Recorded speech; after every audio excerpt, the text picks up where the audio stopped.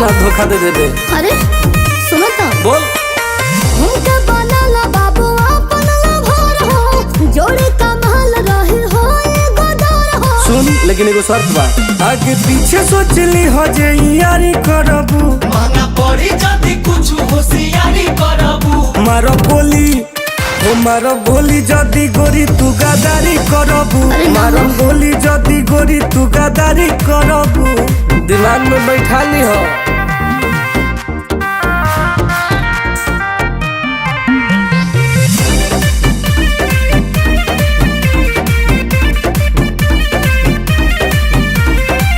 जोनी तेरा भावा काला प्यार रे राजा, धारा सिवाय हर के हुगो नहीं न राजा।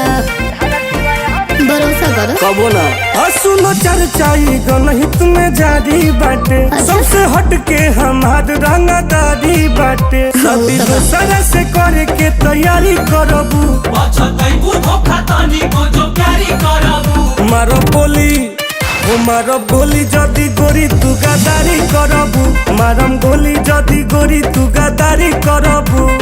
काटे लगो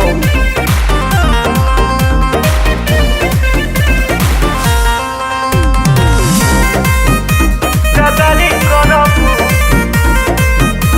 गदारी करबू। लकी दुर्गे सब रोवावा जोनी हमके, तोहरे ला दिल तोड़ियो इन्हीं सुभम के।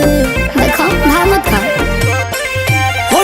टुन से अगर बेवफाई होई, बुझ जाइबू तू ऐसन दवाई होई। प्यार बखरा न हकी बारी बारी करबू, गाड़ी बदल बदल के सवारी करबू।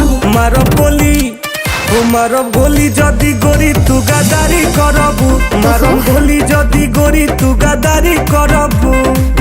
बर्बाद कर देम रे।